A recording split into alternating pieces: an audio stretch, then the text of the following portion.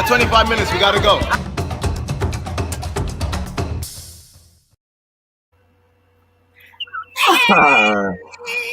Happy Wednesday. Happy Wednesday, hump day. Happy hump day with the camel. Guys, she is back. Janelle V is in the building. Janelle, how are you? I am doing very well. I'm so happy to be back, but I have to say, big shout out to Al Williams, to Keith Gross, and Brittany Wright, who honestly held it down while I was gone. Thank you all so much for being amazing hosts.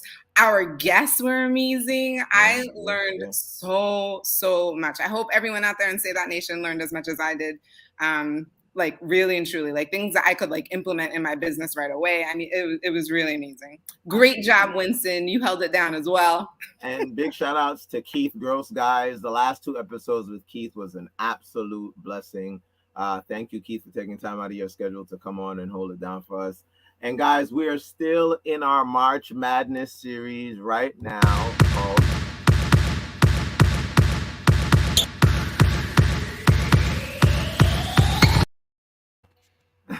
MLM, baby. March Madness, MLM Madness, guys.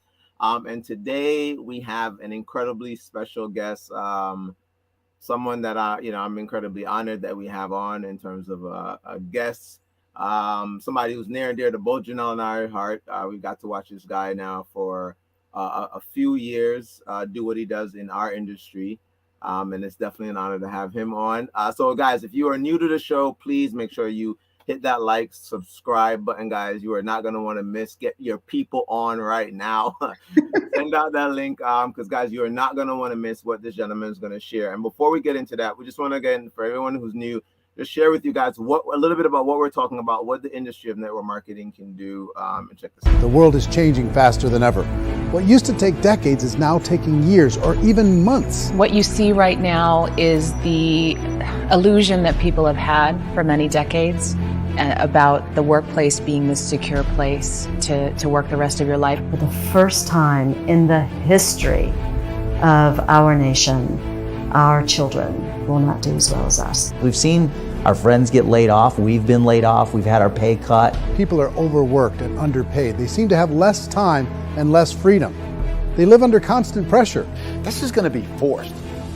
And so even if your employer loves you, they may have to cut you. There's something wrong that on Monday morning, the heart attack rate increases by 35%. Technology is accelerating, job security is declining. It just doesn't seem like the old models of making a living are as reliable as they used to be. Every aspect of our lives, there's a better way out there, but we're still doing it the old way. We live in the greatest country on the planet, and there are a lot of people sitting around complaining and being cynical. Like everyone's whining about this old model, and I'm like, why don't you leave it? Look at all this over here. Look at all this opportunity. Since so much of our lives revolve around our work and the way we make our living, many people are thinking there just has to be a better way. The biggest challenge facing our world today is not making money, is what are we going to do with all the displaced, unemployed people? People are afraid that they're going to make the wrong decision. People are afraid of the unknown. People are afraid that maybe I don't have the skills. Hey, sports fans. Industrial Edge is over. It's dead. It's dying. I get so excited when I see that. No, absolutely. So guys, I mean, for you, for those who don't know, you can understand why we're incredibly excited about what this industry has been doing for many people's lives. And the gentleman who's going to come on today is going to bless us with his knowledge in this area. Let's get a drum roll so we can get the question out, and then we'll bring it. All right, so guys, today's question is, can you make real money in multi-level marketing? Can you? Yes, I really don't know. I mean, sometimes I see these things. It seems like everybody's running a scam right now. I don't really know. Can you? No. And so we have, again, it's an honor, a father, a mentor, a speaker, a trainer, a brother from another, Mr. Jay AON. Our next guest.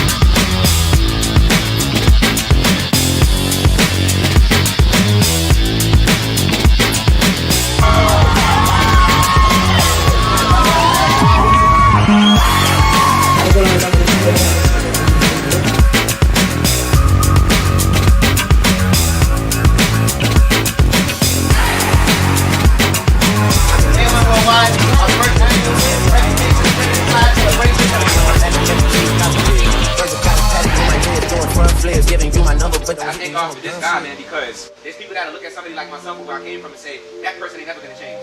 You know, he ain't never gonna, he gonna be the same street dude for the rest of his life or anything like that, but not Jay. Jay had that patience. You know, and if it wasn't for him, I don't know where I would be. Oh my God.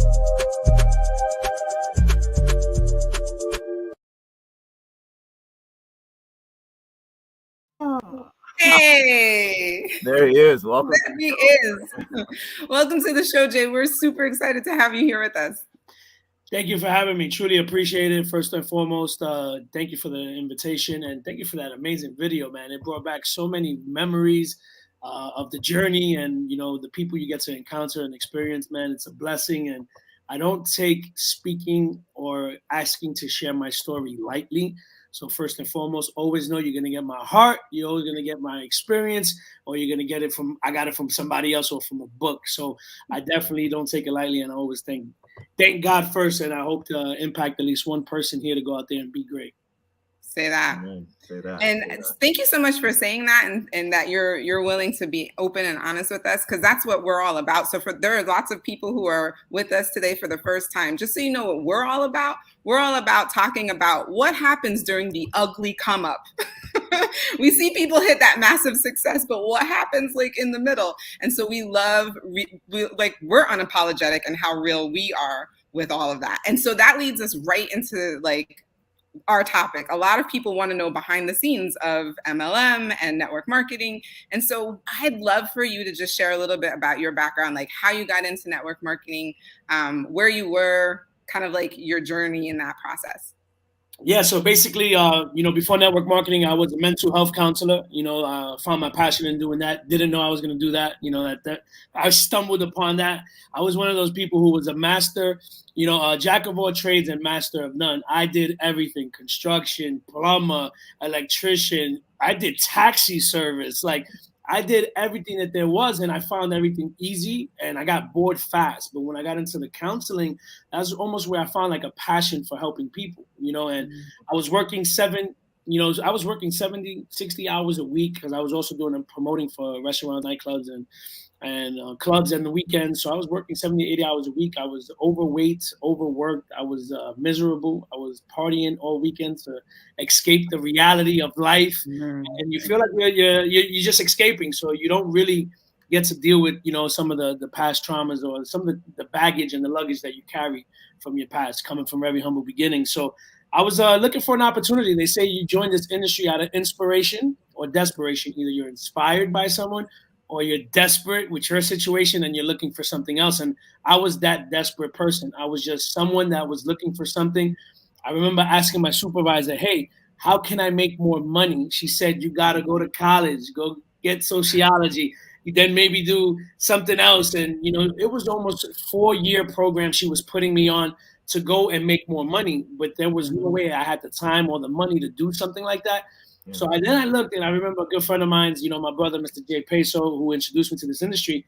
And I seen his industry. I seen what he was doing. I was very negative. I was very like, no, it's not for me. I'm too cool for that. Or I'm not a salesman. I'm very introverted. I'm not that, outspoken person. But I was like, okay, 4 years of college or give this thing a shot. And I ended up going with network marketing. It was a low cost of entry. And there was no ceiling on what you could accomplish and how much you could make. It just required hunger and desire. So I said, I told my wife, I said, give me 1 year. Give me 1 year. Because she's like, dude, you work 70, 80 hours a week. You're never home, and you're going to take on another business. I don't understand this. And I said, just give me 1 year. If it doesn't work out, then cool. I'll go back to doing what I was doing. 1 year. I was going to say. I'm sure she was like, I'm so glad I said yes to the year. And she was actually my biggest skeptic. She was my first obstacle that I had to overcome. She wasn't a believer in the industry. She thought I was just, chasing a pipe dream. And she didn't think it was going to happen. And we took trips, and we got to experience, what the service, the offering that it had. And she was just like, yeah, but you're never home. Hey, you're just like a roommate. She had my bags packed one time. And I remember coming outside, coming home from work, and I'm like, oh, my bags are packed. Where are we going? She said, you're going to your mother's house. Oh, wow. And so it was difficult. And one of the things, like you said, the trials that people don't see, the challenges was, I was a counselor crying to my other colleagues about how I'm doing something for my family to give us a better life, but I might lose them in the process. What do I do?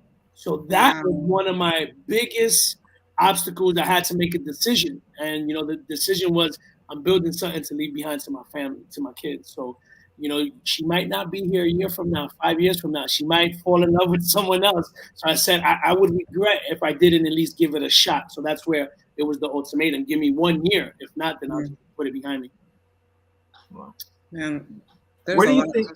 Yeah, I know. Where do you think that belief came from? I know you mentioned your, you know, your friend. You're looking at Jay Peso and how, you know, how well he was doing. But for yourself, there's a lot of people who see this, and maybe it's the way they're presented the opportunity. There's like a lot of hype. You know what I mean? Like, where did you get that faith to say to somebody, you know, I'm about to lose my family, or give me a year to build something that I've never done before?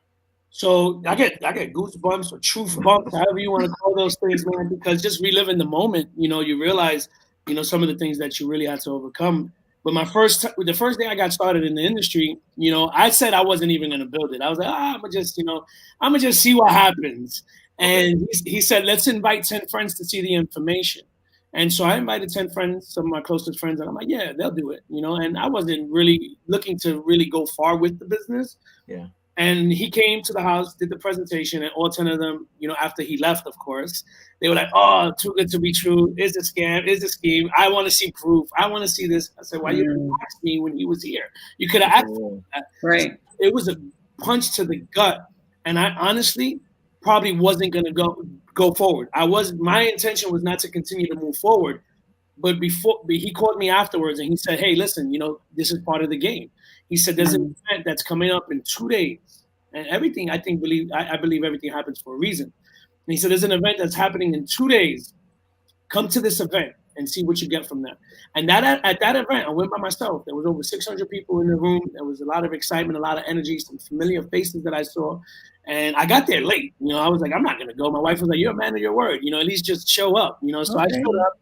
And I texted him. I said, I'm here. And mind you, I'm a big New York City promoter. We made multiple six-figure income doing that business. We made a lot of money doing what we was doing.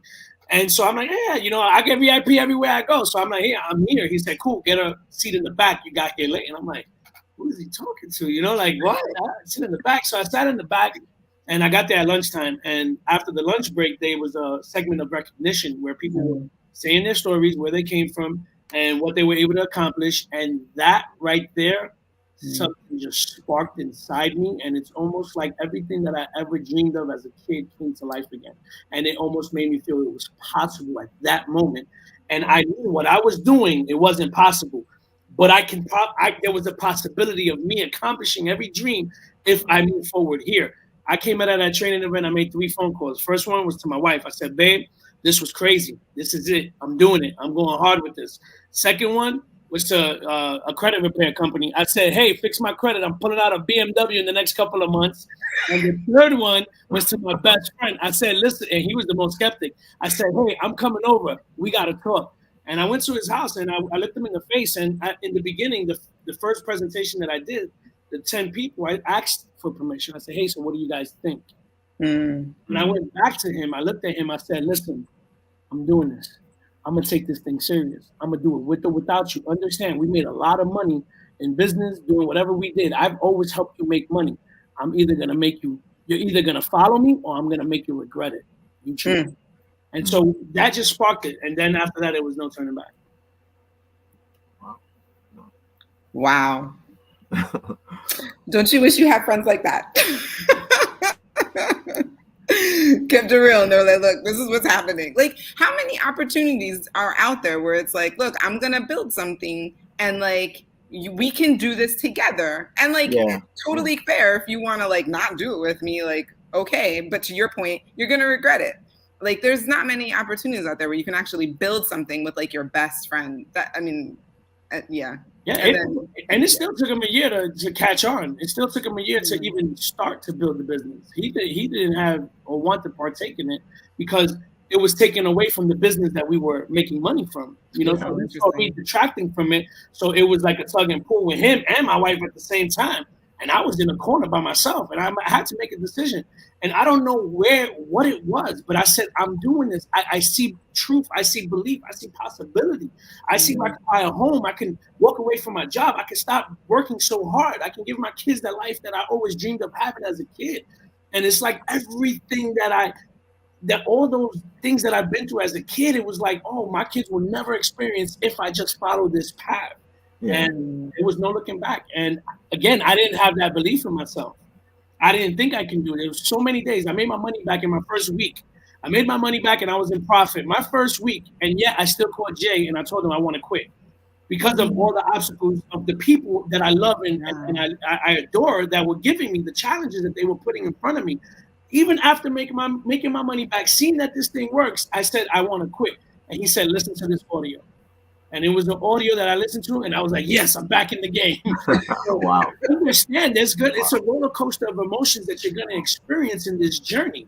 There's going to be moments where you feel you're on your own, your back's against the wall, but you got to know why you're doing this and stay around and plug into those things or people that can help you get your energy level up. And it's even like that to this day. I still have those, days that I wake up where, my shoulders are slumped and I'm like, damn, can I really still do this? And then, I gotta plug in. I go to the gym. I got to drink some energy, get that energy up, and I go and attack it again. So it never stops, and they always said it doesn't get easier. It's just you got better.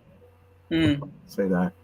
You know why I'm loving this right now, though? Because this is some of the stuff, like to Janelle's point when we talk about like the ugly come up. I think we see people like, again, we've had the blessing of being a part of the company that you've been built.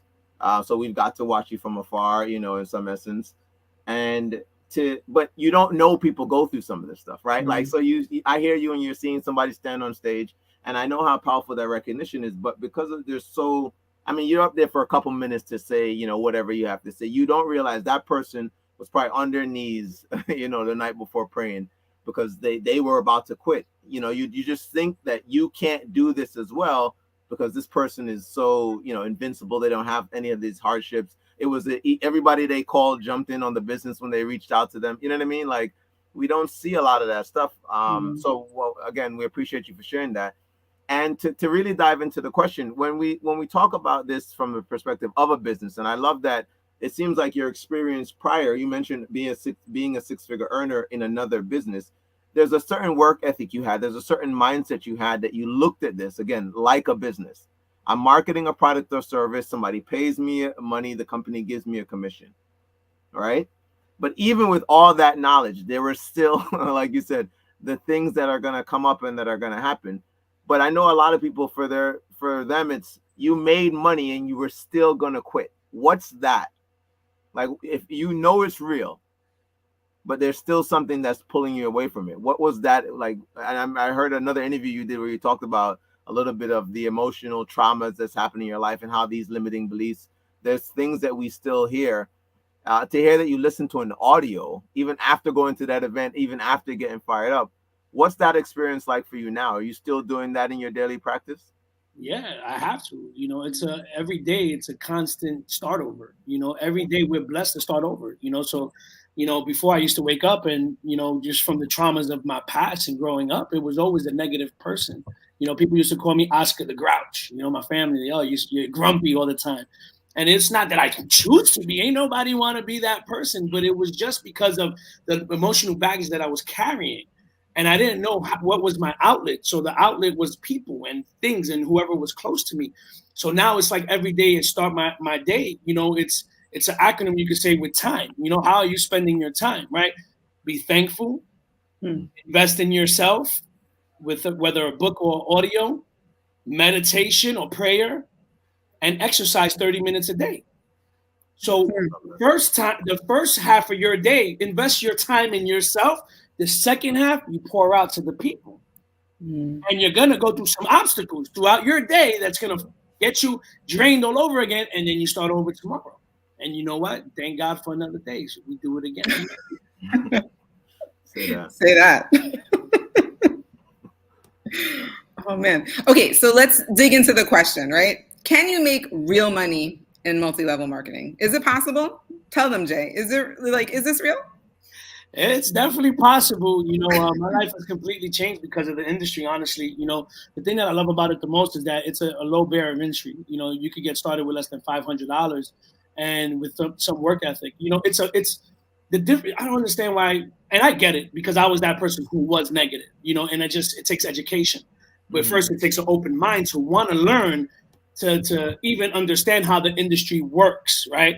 So when I first got started, like, I didn't understand how the business model works, but it's just like any other business model, right? So let's say if you're looking into opening a McDonald's, guess what? You need $1 million minimum just to franchise and get a business system. See, what I love about network marketing is you can literally invest less than $500 and you can borrow their system. The system's already created for you.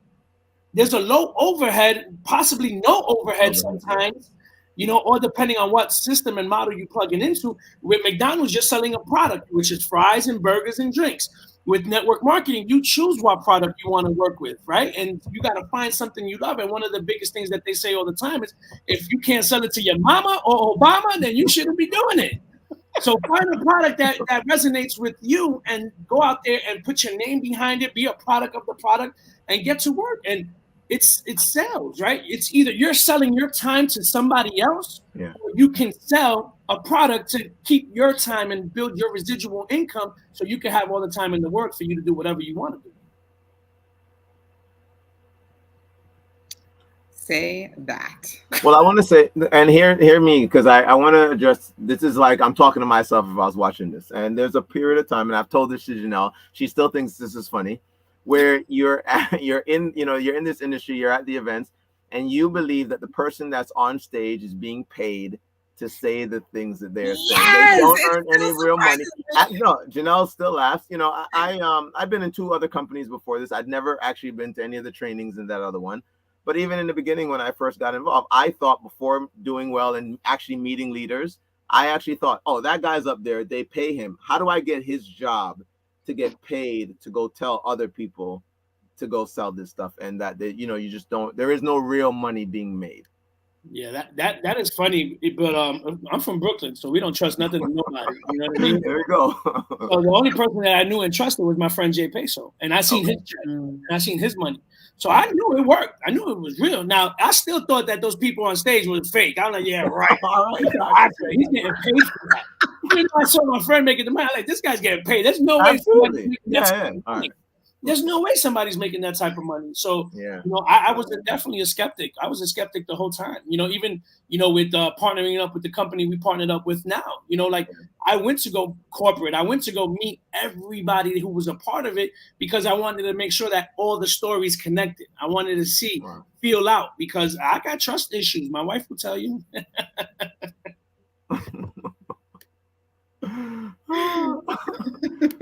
No, see, and I love that, because to me now, even listening to you share that part, to me, there are levels to looking at this industry. Again, Janelle and I got to tour our old company, the headquarters, because we actually, again, our mindset towards this is we want to build this thing. We want to be a part of whatever these companies are building, because of just, I guess, one nuance of the industry we understand is you actually get to, and we had a guest last week that talked specifically about being able to help this company build a culture. You actively get to play a part. You mentioned McDonald's earlier, and I'm not in that business model, but chances are you aren't coming in and changing things that they do. You're not bringing a culture to that business model, but where I think in many network marketing companies, you have an opportunity to help with growing a large organization, having insight. I'm sure you get to, when you get to certain levels, you get to be a part of different meetings, things like that. Talk to people about what that experience has been like. So I think first and foremost, before you make a decision, if you see that in the network marketing industry is something that you want to partake in, first you got to find out is the people, who you want to do business with, what kind of people you're dealing with, Second thing is the product. Do you like the product? Do you enjoy the product? Can you get results from the product? And do you feel comfortable pushing the product? And then the last thing is the process. Now, what is the process behind the whole system? What's the systems that they're created for you to go out there and choose a company? So once you choose a company that you want, now understand you still the brand. It's you, right? Because the person got started with you. So you got to make sure, and this is, something my good friend Pamela Pacheco, she's good at, learning how to brand yourself, because you got to be a brand within a brand at the end of the day. And you can build your own brand and build yourself up. And so you create your own culture. As you saw, in some of those videos that you guys played before. Yeah. You seen the culture we were creating on our own. It had nothing to do with the company. It had nothing to do with my leadership or anything. It was just something that I felt like this was what I wanted to be a part of. So why not create it? Yeah. That's the beauty about being in business for yourself. You're in business for yourself, but not by yourself. And you choose who you want to do business with. Just because you sign me up doesn't mean I got to follow and do everything you tell me to do. It's my own business at the end of the day. So you learn how to brand and build your own culture on that. I love that. When I think about that. I think about culture and. Okay, so some of the things that I've heard, right, is like you attract who you are, but then also there's this thing where you can attract who you're not, right? Because sometimes you need the people who are not necessarily exactly like you to their strength actually is great, because that's not your strength, but if we put our strengths together, that'll be awesome. So when you think about building culture, what do you think ended up happening? Do you think you ended up building a culture that mirrored more like what you are and your values and that type of a thing? Or do you feel like you built a culture that's a little mix of everything? I think it was a little bit of mix of everything, but it was more what felt good for me. At the end of the day, if we're gonna build something, we gotta have fun. And rule number one is have fun. And anything you're doing, you need to have fun doing it. So let's make it fun, because life is already hard as it is on the outside world with corporate America and moving up that ladder, and friends and family who don't believe in you. So let's have fun first. We build a culture of fun, and after that, we'll make some money. We'll make some money in the process. And at the end of the day, if you just want to have fun, just have fun. You're a part of it. Yeah. I'm only looking for the ones that really want to build something big. I'm looking for those people who are ready to run as much as I am. No, I love that. There's a place for everybody. There has to be absolutely everybody. That's important. Absolutely. And we were on a how important do you think that is, though, to the longevity or even the success of like a team building a massive organization, where it's not just depending on I guess the company to do certain things, to have not just, I'm not necessarily training, but you talk about fun, because I know training can be fun to some degree, but when you talk about a culture of fun, is that something that you think, depending on the product that you're a part of, that's something that is contingent on it? Or even if you were selling, and I don't want to put anything down, but energy, let's say you were selling literal energy, like do you think creating a culture of fun within your team would make a difference in your business there? Yeah, I think so, man. At the end of the day, because the culture affects your attitude, and I think your attitude affects your business, So it doesn't matter what we're selling, as long as we got a great culture and we have great relationships and we're bonding and building each other up. There's nothing that we can't do. There's people who are super successful selling solar door to door. Yeah. In Florida, and it's like 100 degrees outside. Like, that's not fun for me, but they're having fun doing it because it's all about your perception and how to work it for yourself. So it's all on you at the end of the day. I'm in Florida right now. It is hot. All right, so we got a question. So it said, what did you find yourself doing that didn't work, and what did you do to fix it or change it? And what did you do differently to make it work for you? So I think every company has, I think every industry, I think it doesn't matter what you do, there's a set of lines, like a set of rules or things to follow. So just follow the guidelines, and then you tweak it as you go. I was about to say twerk, right? Twerk and tweak. So you tweak it as you go along. There's I wasn't a leader. I wasn't a leader. I looked at myself lower, like my self-esteem and my confidence, my belief in myself was so low. I didn't feel like I can lead anybody. So, but first you are a leader, because you got to lead yourself first. But if you can't lead yourself, ain't nobody else going to follow you. Yeah. So lead yourself first. And my biggest thing was, the company has trainings, they have systems. Don't be the system. Bring them to the system. That was one of the biggest things that I feel like why our success was so huge in the company we were in prior. And what's going to happen here is because of our training system. But a lot of times you want to be the star player. A lot of times you want to be the one running the show. You want to be presenter man. You want to be a presenter woman. You want to be trainer and speaker. You want to do all of that because it feels good. It fills you up. But my thing was really good at getting the people that got involved in the business, getting them to the training events. Right, I was a promoter. I'm promoting the training events, and all I did was get them to the training events. Leaders, they build themselves up to be leaders, and so my skill set and belief became, high enough where I felt like I can lead, and people will follow. I love that. That's so good. Well, so this leads me to my next question, and we may not be able to finish it in time, so overtime might be coming up. But I was super curious. Okay, someone's here and they're like, all right, I'm in it, Jay. Like, I'm doing network marketing. I hear you. I'm with you. Like, I was working really, really hard. COVID messed things up for me. So now I see this as my way out. I see this as the thing that's going to help my family. I'm here. But it's hard. Yeah. And I'm fighting the battles mentally and all this stuff.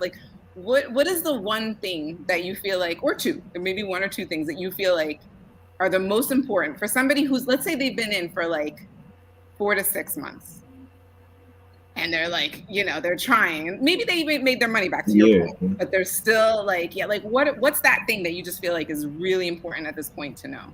So I think, to me, there's two things. And again, got it from the audio, right? Big Al Schreider. There's the audio that's going on out there. Oh, that's the timer. Oh no, we're out of time. Okay, so if you want to know the answer to this question, please join us on Overtime on our Patreon. You can click on the link that I just posted in the comment section. Follow us over there. In about 2 minutes, we'll be there. But I just have to say, number one, Jay, thank you so much. Yeah, for sharing what you shared. Everything that you just said, from the very beginning about just sharing your truth. Yeah. Is super, super, super helpful for all those skeptics or those people who think people out there getting paid to be on stage. I think this whole conversation has just been really, really helpful.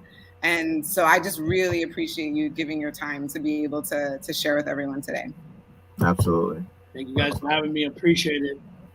So if you want to find Jay AON, you see his Instagram and there it is, Jay_AON. You can find him there. I know that he actually responds to his messages. Yes, he does. It's a real person. You can find him. And if you loved what we had going on today, please subscribe. When you subscribe, that tells YouTube that we're actually doing things that people find valuable, and they'll send it to more people. Certainly share the link to people, ring the notification bell, all of that good stuff. We thank each and every one of you for being with us today. And we are going to jump over into overtime. Absolutely. And guys, if you have any other questions, throw them in the chat. We will definitely get those out to Jay, so he can reach out to you guys. You can comment back to him. And thank you as always, guys. You will see you guys in overtime in a couple minutes. And as always, remember you deserve the good life. Say that.